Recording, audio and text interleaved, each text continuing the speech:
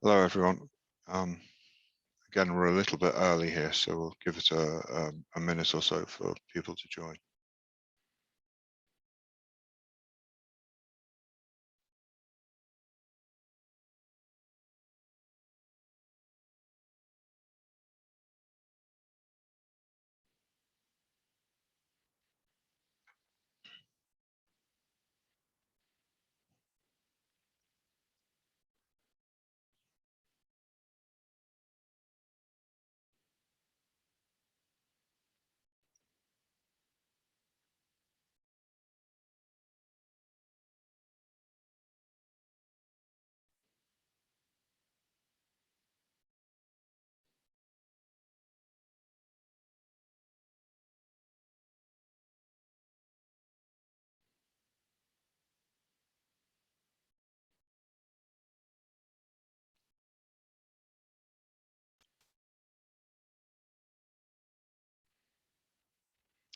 Okay, I think now is the time to get started.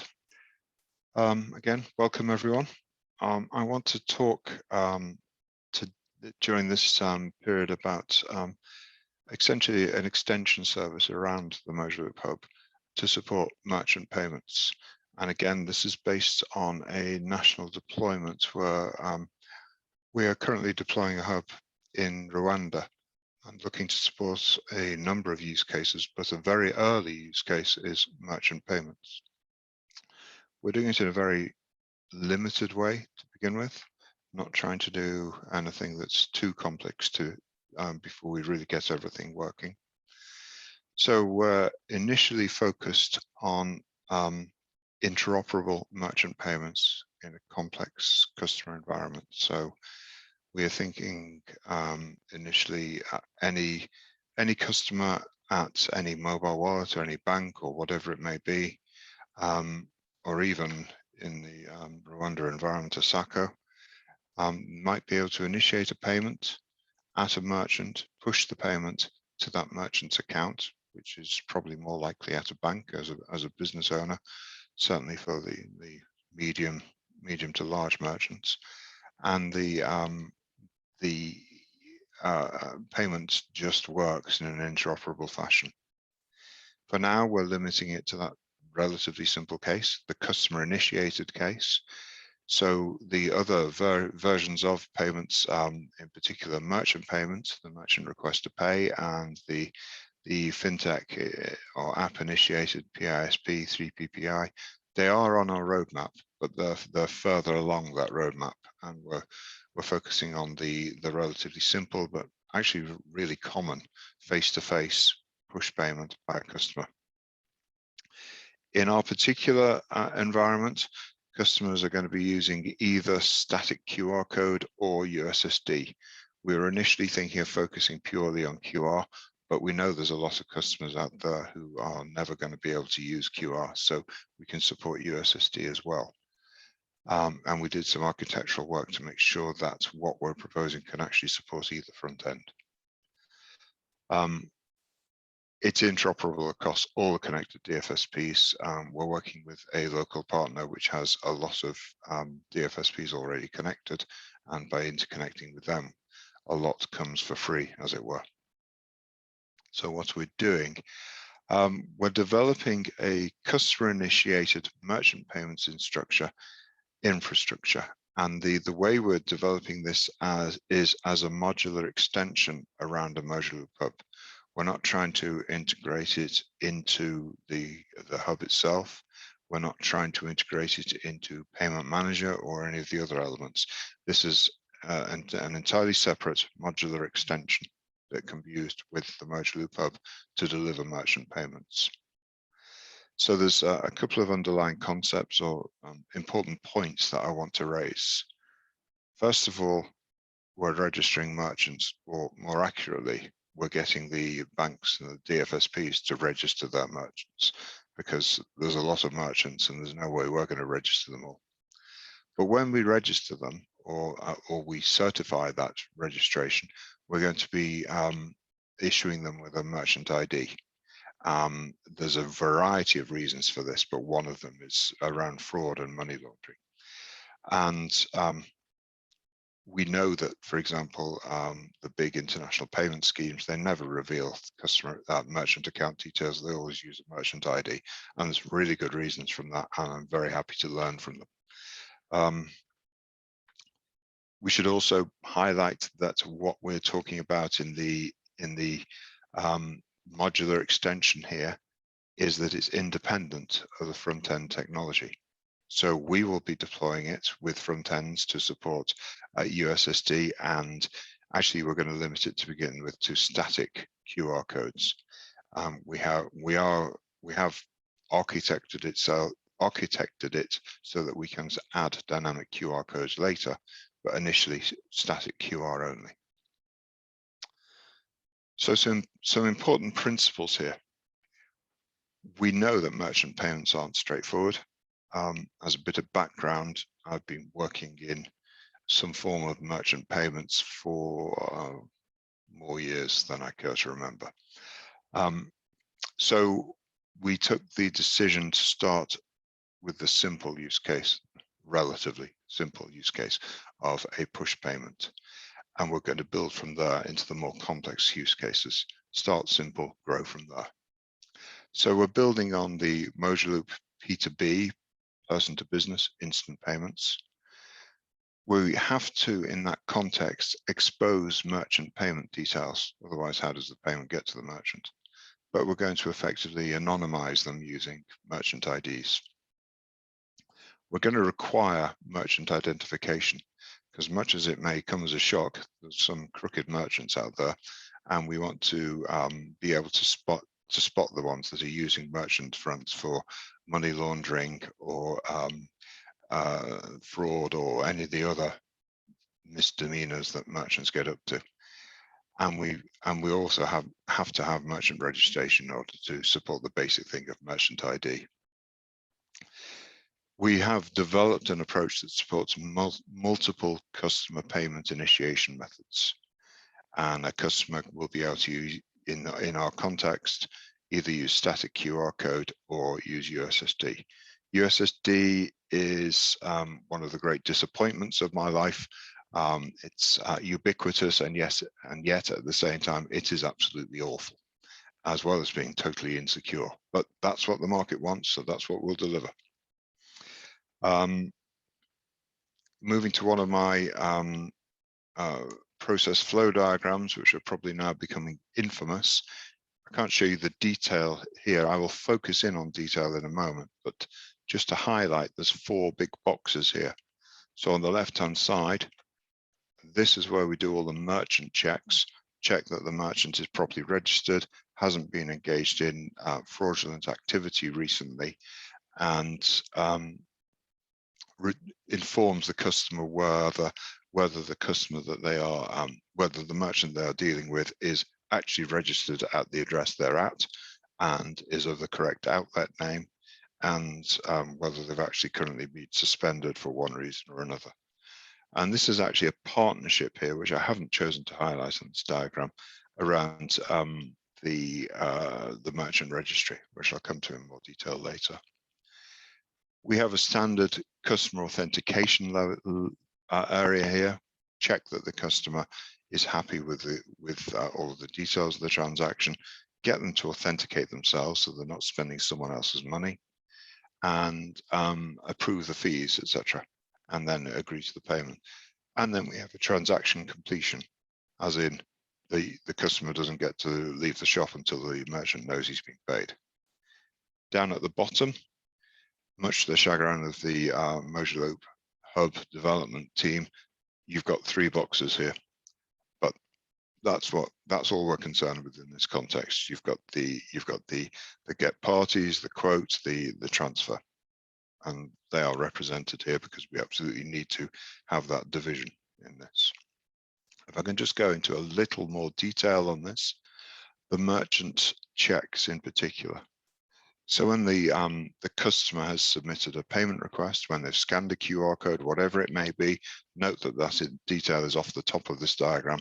For the context here, we don't care. The payment request gets submitted to the DFSP. The payer DFSP then asks the scheme processor to actually do a know your business check. So get the merchant name, get the outlet name, potentially get their address as well, and crucially, their current status. The scheme processor carries out the scheme checks and actually interfaces very strongly with the merchant registry. The merchant registry is crucial to this. It's the source of truth on all things merchant. And there's actually a mistake there about QR codes. Don't worry about it. The scheme processor is there. It looks as though it doesn't do a great deal, but this is the architectural element that for our initial deployment will be very thin. But it's necessary for future extensions to support dynamic QR codes, generating QR codes on the fly. And there's an awful lot of crypto around that. We want to use signed QR codes, for example, so that you know that it is one of the Rwanda scheme QR codes when you scan it, for example. And maybe we could actually encourage the customer apps to reject QR codes which are not signed. But that's a DFSP decision. If the merchant is currently enabled, then the payer DFSP retains the transaction details against the customer. If not, then you simply tell the customer, sorry, you can't pay this merchant. He's been very naughty and he's not allowed to take payments at the moment. Just to highlight that element, that comment I made about QR codes, the reason why we have a QR code processor in there at the moment is simply because we need to have this additional element around the dynamic QR code generator when we develop that further down the roadmap. If we left out that QR code processor, then we could have merchant registry taking its place directly, but that would mean it'd be much more difficult to move to dynamic QR codes later. So consequently, we're keeping that in for now. The transaction itself, which includes customer authentication, we've included the customer authentication and the customer acceptance, not just of any fees, but also that this is the correct outlet name and location, that it's not actually claiming to be as another address to the one you're actually in. We've included that between the quote step and the transfer step as it should be. If we didn't have any fees, then there's no technical reason why we couldn't integrate that into the initial discovery phase, but keeping it pure, we're going to keep it between the quote and the transfer step for our deployment. And then finally, transaction completion. So essentially reflecting the fact that you don't get to walk out of the shop until the merchant knows they've been paid. In summary of that, I'd like to highlight this particular, I suppose, architectural diagram at some level, big architectural blocks. We have the modular loop hub at the bottom, obviously, the crux of everything here. We have the merchant registry module, which keeps an eye on merchant registration and keeps a note of the current state of that merchant, whether they're enabled to trade. The merchant payments extension module, which essentially orchestrates all of this, and the customer front end, which simply provides the USSD or the QR code reading capability when we extract the data for the transaction. Off to the left, we have the fraud and money laundering module. Now, it's normal for that module to interface with the hub from looking at transactions, really trying to identify money laundering activity or suspicious transaction, whatever it may be. Moving that role into the switch, as we all know, is a desirable feature. But it's not the subject of this discussion. The point is that the same module could actually interface with external entities to carry out the continuous dynamic checks on merchant status that we need within the merchant registry in order to manage the fraud against the transactions. Briefly revisiting the process flow, I've put those architectural elements on here as opposed to the original breakdown. So the customer front end, as you can see, is a thin layer, and it's a per technology. solution. The merchant payment extension module, as I said earlier, that's the bit that orchestrates the merchant payments here. It controls the flow, checks with the merchant registry, and initiates transactions through the hub itself. The merchant registry module itself, it's quite a small block on this, but it's crucial to the operation of merchant payments, and I think is where significant development effort will be needed. The fraud and money laundering module, that itself is another fairly big piece which we're going to need, and of course the merge loop hub itself. So now I'm going to just briefly look at some considerations for each of these. So the merchant registry, as I've said, it's at the heart of this proposal. We've spent some time looking at the current ALS Oracle as a candidate for implementation. It's a natural place for it. We're already looking up a lot of information about organizations there around routing of transactions. So why not extend it so that I can just present it with a merchant ID, and it will come back with additional information about that merchant and also their current status, able to trade or not. We think it looks good. It's a good candidate for this. It will need significant extension, in particular, a load of extra fields for every entry. And also there's going to be significant work in identifying what those fields are for a particular deployment. We think we know what they are, but as we all know, until you go live, you don't really know. So we'll be keeping a very close eye on that. So the merchant registry actually looks in 3 directions. So it takes the traditional modular Oracle role of supporting transaction routing. It's an alias Oracle.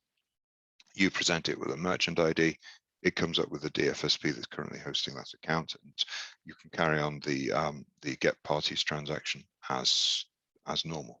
There's nothing new there. It also validates individual transactions against the AML and fraud assessment. So every transaction that is initiated through the merchant payments layer is validated against the merchant registry.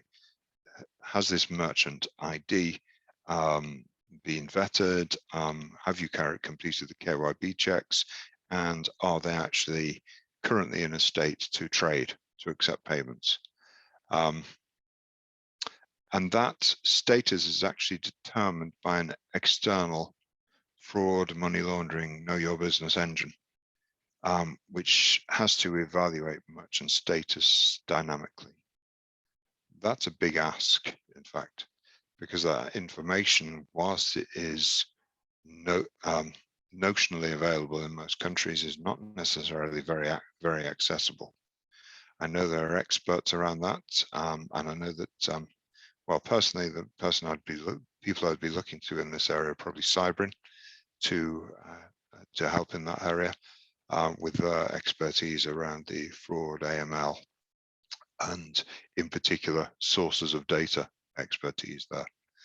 But we're looking for essentially that information being updated dynamically whenever the status of a particular merchant changes, or when a merchant is shown to have opened another outlet with an address that is inaccurate and therefore might be something to do with fraud or money laundering, then we need to know. We need to know that you cannot you cannot allow transactions to that merchant.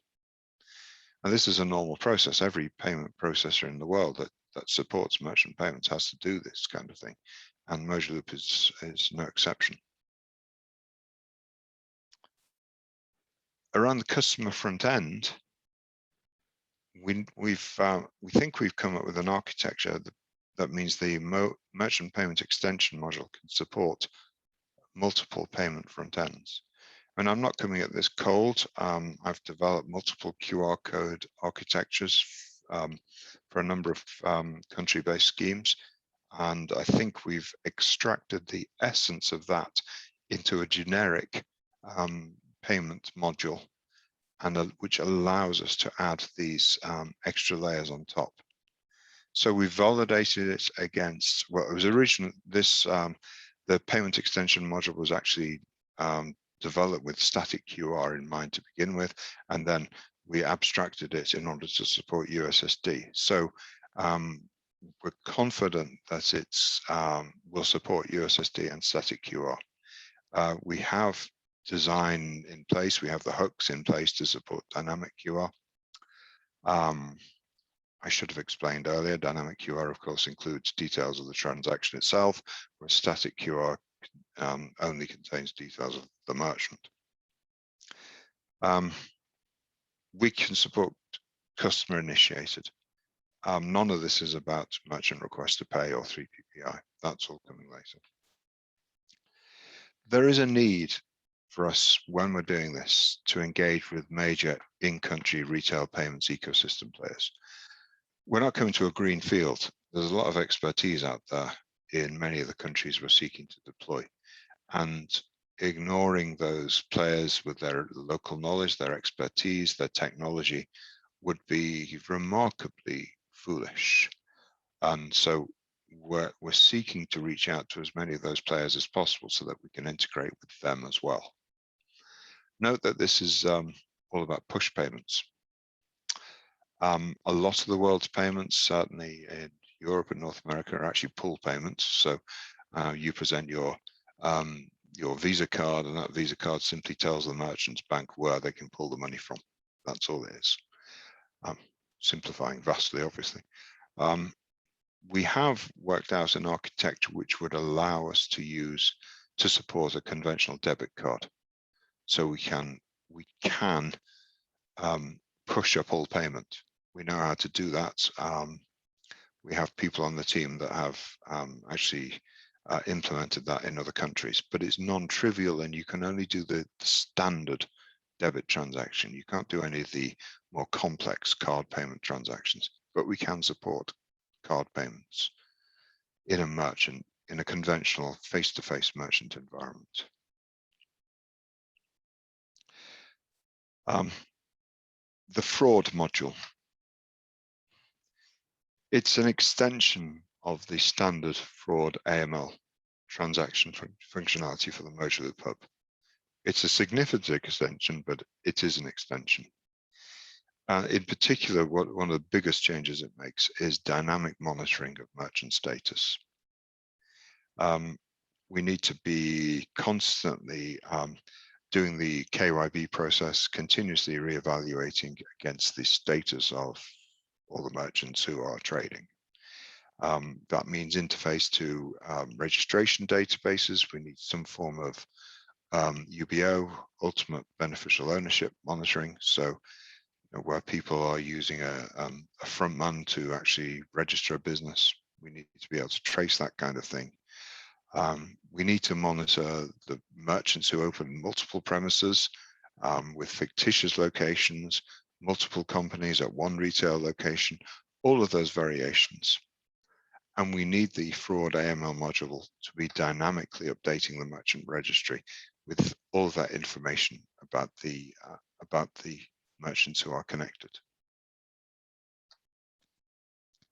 So we're at an early stage of the Rwanda deployment. We're really only at the design phase, though actually we do have a Mojo Loop deployment up and live there, but we're still working on the detail of all of this.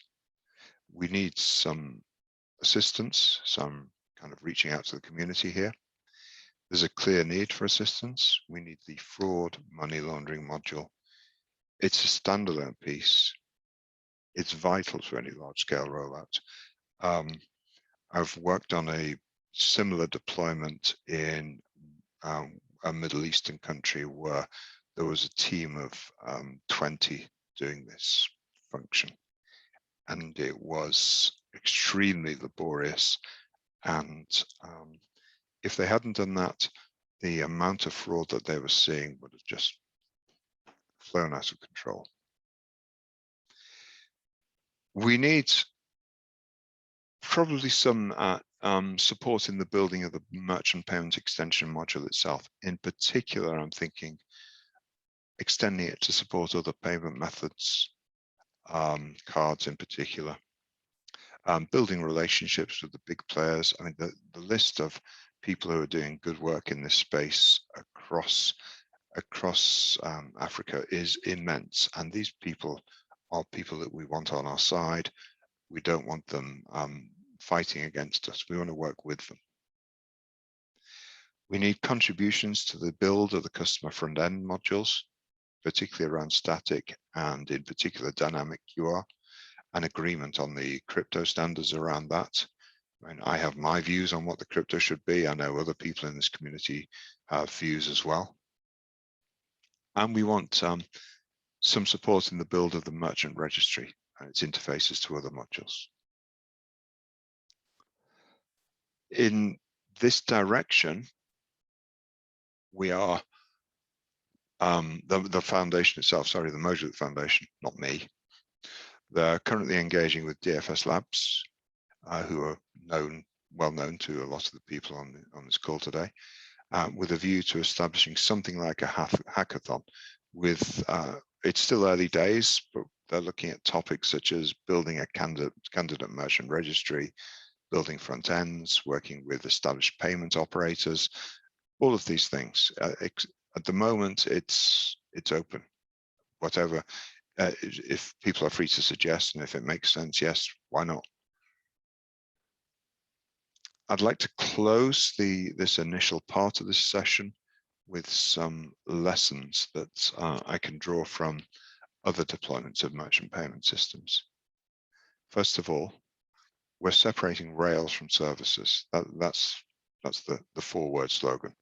So we have modular Rails. It's the instant push payment system that enables payments between any two parties connected. The services, a merchant payment service, for example. There's no reason why the merchant payment service that we're talking about here should be the only option. After all, you can use both Visa and MasterCard in most merchants, and there are in most countries, certainly in Europe and North America, they're actually operating over the same rails until the back end, and that's what we want to achieve here. We want interoperability, and interoperability doesn't just mean technical. We want every DFSP that is connected to be able to facilitate a merchant payment from one DFSP to another. There should be no separation. It shouldn't matter if I'm an MFI customer or a banked customer. I should be able to make that payment at a merchant in the same way. Make it free. I know this is a bit controversial, but experience has shown this doesn't happen again in Europe and North America. Merchants often pay quite handsomely for taking merchant payments, but most other countries in the world that just doesn't work. An example would be India, and I know that Steve Haley has written about this, about his experience in this, and it really is an important lesson.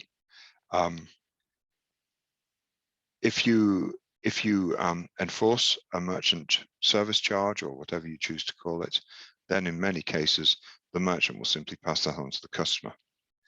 The customer will then refuse to pay that and insist on paying cash. So the best way of making sure that people won't use your merchant payment solution is to charge the merchant. You can charge in other ways.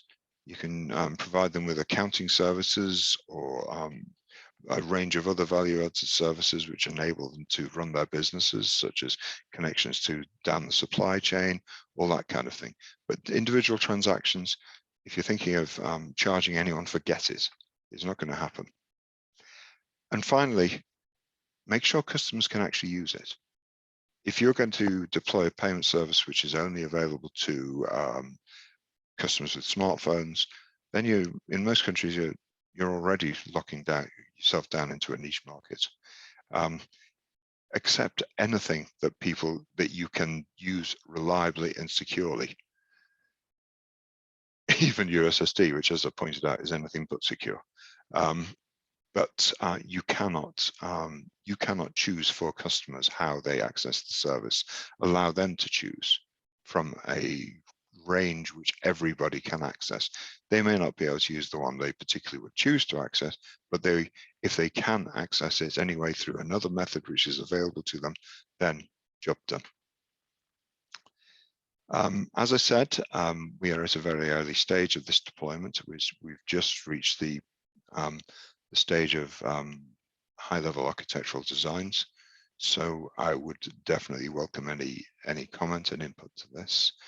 And I'd like to open it to comment and any questions. So thank you very much for listening if you have been. Thank you. Thanks, Paul. I'm just popping into the chat to see if there are any questions.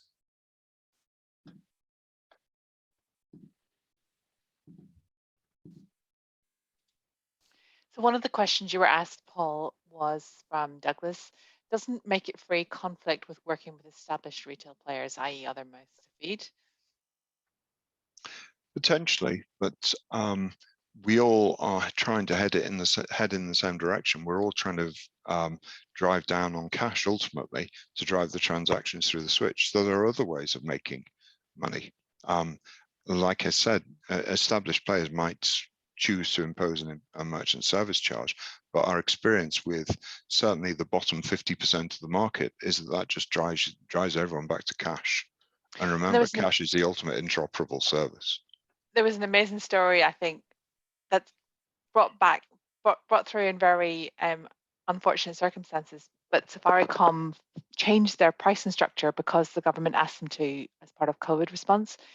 It changed the volume massively of what flowed through the Safaricom M-Pesa rails for merchant payments. M-Pesa was too expensive for merchant payments at small Kidogo level. And as a consequence, it changed the volume story dramatically until the visa went back in place. It shows us demand is there, but actually pricing is an issue. And structure. There is a sweet spot, and it's lower than today's payment structure. Yes, it is. I would argue that we should be looking, rather than charging per transaction, we should be looking at some form of bundling. I'm not suggesting that the service should be free, just that maybe the transaction should be free. I'm certainly not suggesting that you shouldn't charge merchants anything. It's just there's different ways of charging it. Don't discourage individual transactions, is what I'm trying to say. So there's another set of questions that were a bit more technical, or a bit of discussion actually between Rob and I in the chat. We were talking a lot about the fact you need to model the real world in the merchant lifecycle management. I call it merchant lifecycle management. You called it something else, something like the merchant repository or something like that. Oh, merchant registry. Right. So I see it as bigger than a registry. It's actually a bit like participant lifecycle management. It's like merchant lifecycle management. It is. You're right. It is. Right? It is, absolutely. And we had a integrated with the ALS. Yeah. And we were having a conversation in chat about this with Rob and I, going, is it KYB or is it not? And what is the line of distinction? But also model the real world, because you've got your small traders. Then, as we all know, in the mobile money markets, there's then a model of multiple tills going out for a merchant because they've got multiple POSs. Then they're mobile, then this, that, and the other. And we get into a conversation where actually, to do this well, we actually need a few more data points than Modular typically gets, because we are about cybersecurity by design, privacy by design. And we get into a whole conversation on chat in parallel around, well, actually, to get those data points, I think we fundamentally need to stand up a POC and go have really robust conversations with real schemes about what the data in that merchant lifecycle management needs to be. And so that's kind of the story that you and I have been building. When we talk about DFS labs, hackathons, and the like, fundamentally, it's about getting this design right with the market actors around what is utility services versus what is competitive differentiation, and what do you need to provide at the center to do that well. What I was trying to say, that I may not have made it clear, is if we just do this on our own, we won't get this right. We can't, because we need the real world experience in each individual deployment in order to get this right. And it might take 2 or 3 iterations. But yeah, And we I also mean, don't get there's so greenfields. much experience. And no, there's no Yeah. greenfields. Exactly.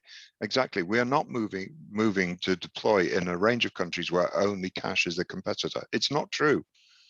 So a big part of us changing the model away from we need to write lots of requirements, build lots of software, into a place where maybe we can use something like a DFS Labs design challenge, hackathon style environment. There's so many payments companies that hopefully are watching this as part of Modulit, but they're also part of other communities, and they're really thinking, they're struggling with these hard problems on their own. You don't want to be the one enabling a merchant to commit fraudulent activity on your network, because absolutely that's not. good for your trust. Ah! And you Yeah, don't have enough exactly. data Which on is your why we own. have. Yeah. And what Well, happens is merchants move from one across to another, and as a consequence, the fraud perpetuates in different ways and all the rest of it. And actually, there is a which stronger is together moment. So we're hoping that if we run some kind of design challenge, we may well get some traction around some of these stories. But I'm also super curious, and we haven't got the ability to bring someone like Justice onto the call today, and let's Tego people. But we have a blocklisting mechanism hanging around in our partner sister project, Actio, and I'm very curious about how we might start to use that to help schemes think about merchant blocklisting as a consequence of this kind of model. I could So chime I'm in for a excited. minute. Yeah, I'd like to go ahead, chime in Henry. for a minute on the, it was almost a throwaway comment, and I want to be sure that I raise it to a higher level, which is that we know how to do transactions with debit card systems. Yes, we do, but we're choosing not to. We're making an active choice not to integrate with them. If they choose to create a real-time retail payments overlay on debit card rails that promise the same principles that we promise, that is, you get payment finality upon clearance, not upon settlement, then we could look at integrating with them. Otherwise, we would not do that. We just have a point of view. Miller. Yeah, we just have a point of view. Look, that. so the difference is we can integrate with an ATM network because payment finality happens when the slot opens and the cash comes out.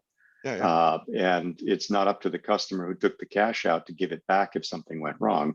But that's exactly what happens on a debit card network. The bank just simply hauls the cash back out of your account and says, I'm sorry, you didn't get it today. Now, if we want to go the other way and say the payer in a merchant transaction wants to use a debit card to make that payment, are they prepared for that to be an irrevocable payment? And would the inter-scheme agreement permit that? Because if it doesn't, then we don't integrate. If it does, then we can. It's very much like the ATM network. We're saying, treat this as though it was a cash transaction that you cannot revoke. Then we can accept that. The second thing we'd be careful about is that we don't perpetuate the disclosure risk that comes around using bank account numbers and card numbers as a identifier for payment receipt. When those could in fact be then also just turned right around and used to source fraud on a debit side. So if you have an account that is literally a receive only account, that account number is not a disclosure risk. In fact, you're supposed to give it out. That's the whole point. But if you have a debit card account, most of the time you're giving it out so someone can pull money out of your account. You don't want to be using it thinking it's safe with somebody you've never met in a push transaction, when what they really want to do is they want to send you $1 and then turn around and haul $50 out of your account, which they will be quite happy to do. So there's also things around pseudo real time, like wire transfers and other things that aren't actually real time that also don't meet those requirements. So my overall point is there are lots of ways, lots of theories about how to integrate merchants. Most of them flow out of the rich world. Most of them were built on the backs of a checking system that was bizarre in its conception back in the 1600s and was perpetuated up through the point that computers were invented. That doesn't mean that we have to do it that way, nor do we even have to connect to those systems. We can say anybody can have a push payment account. Anybody can offer those push payment accounts, including banks. So it's much easier to integrate to a push payment system like Visa Direct or some other form of retail push payment system than it would be to try to integrate to legacy card systems, in my opinion. And I think that we should be somewhat careful there. Yeah, in that. Yeah, I wasn't trying to give that impression at all. Okay. I mean, and in fact, if you look at what what Visa and MasterCard have done over the last 10 years outside Europe and North America, I think they're heading in that direction. No, they're doing exactly that. And so Yeah. if we said the solution to merchant in these countries is, well, it's going to be to take cards. Because if you ask Visa, that's their answer is, well, we're going to start with hotels and restaurants and then it'll all trickle down, which of course it never does. And then you end up with the picture that I've shared often. I don't have it ready to share right now of me trying to buy something at an airport store in Addis Ababa. And they had 5 POS terminals, none of which function. 2 of which would have accepted cards that I had in my wallet, but they weren't working. And so I had to pay cash. So there's 3 or 4 things wrong with that description, if you can imagine it, that those $1,000 terminals had to be purchased by this person who runs this hotel shop, and they couldn't simply get by with one. And of course, the fact that they don't work with somebody who was quite adequate, quite ready to pay, and in an environment where cash is really not expected.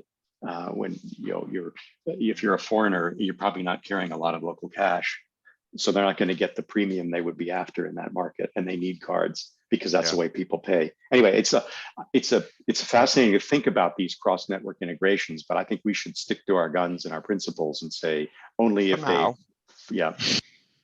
Well, no. Look, I mean, if somebody wants to deploy, so if somebody's.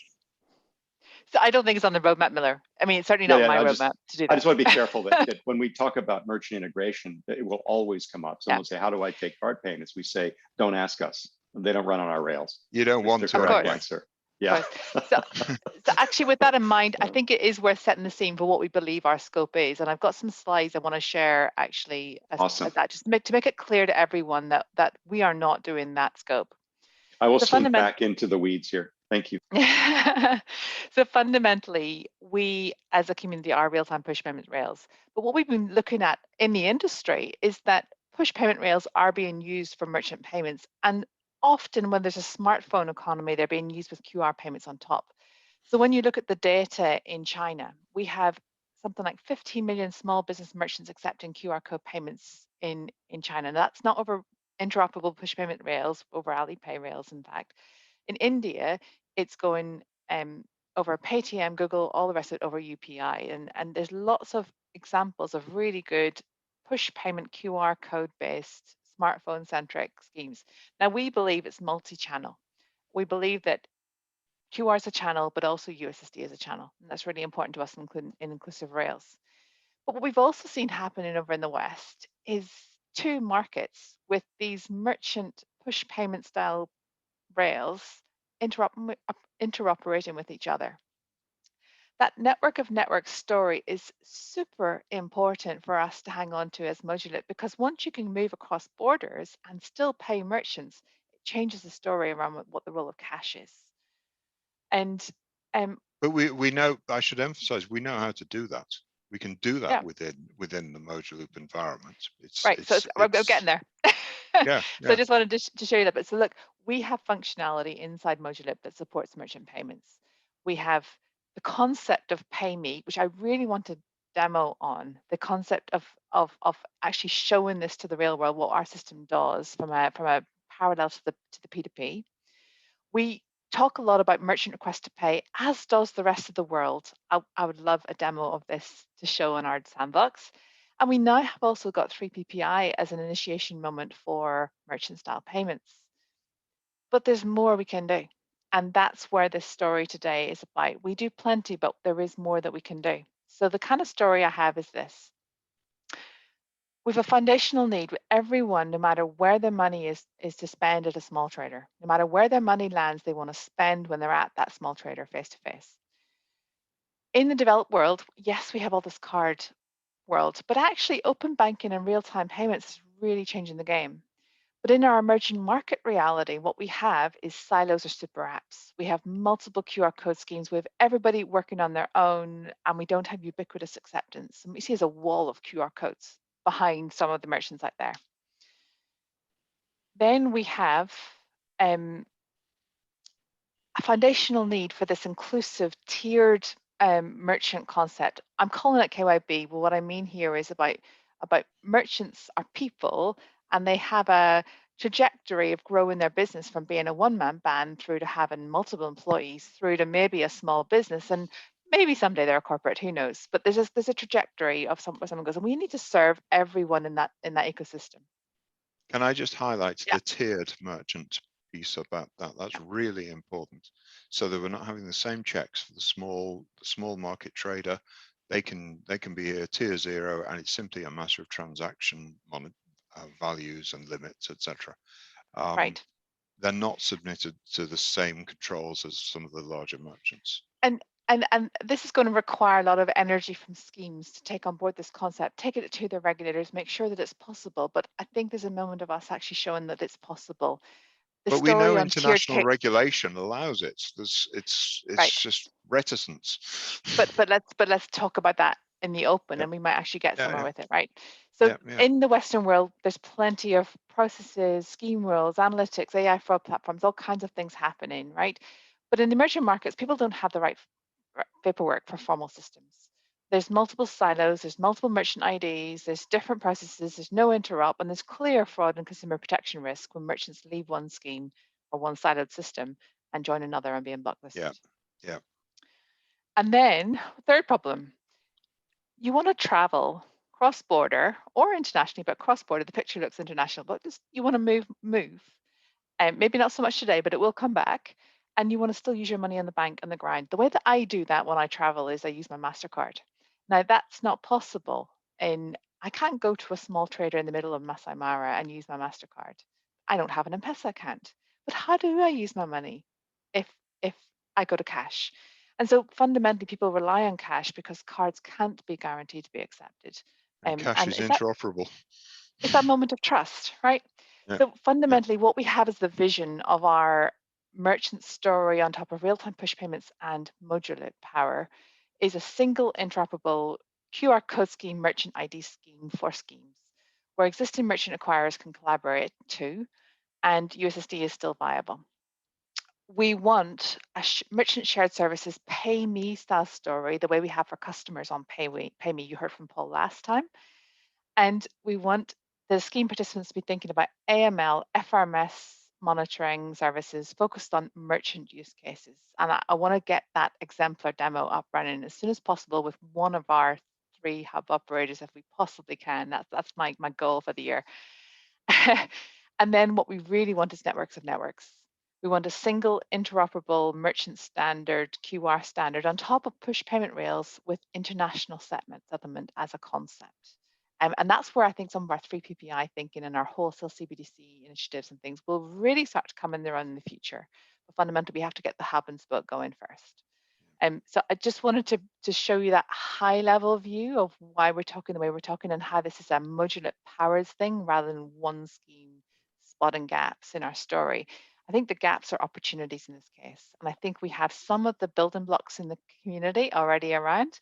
I'd love to figure out a community-driven way to fill some of the holes in the building blocks that Paul's already talked you through. So that's the call to action here. How do we get some of these building blocks filled? And a POC up and off the ground. Yep. Agreed.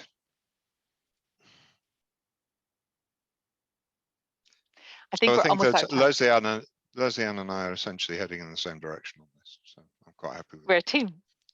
Yeah. Yep. Awesome. Paul, I don't know if you have any last comments to make to close it out.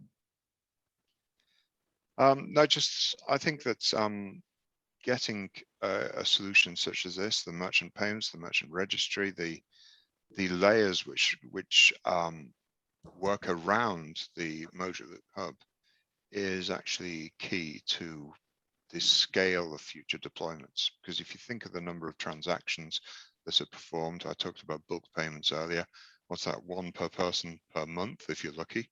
Whereas people are buying things from roadside stalls, from large shops, whatever, several times a day. So that's almost an order of magnitude more transactions.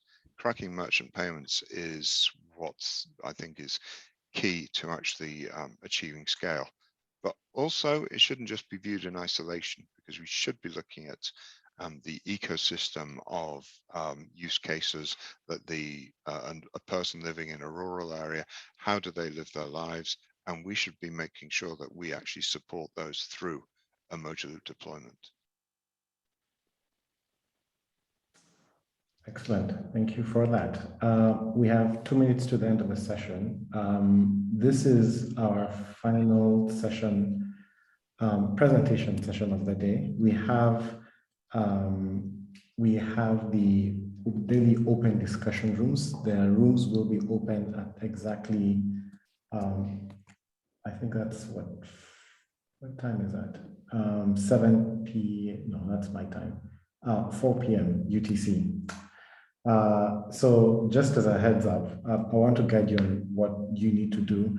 When you go to the daily open discussion tabs, you can see we have 4 sessions today, breakout sessions for discussion.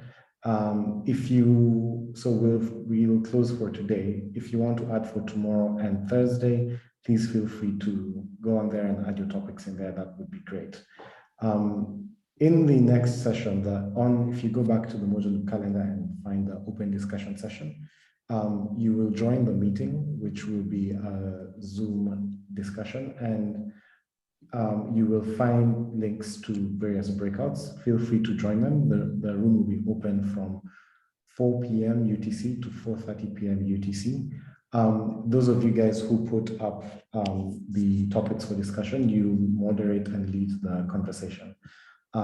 So we will see you all there in 10 minutes time. Thank you, everybody. Have a good rest of your evening.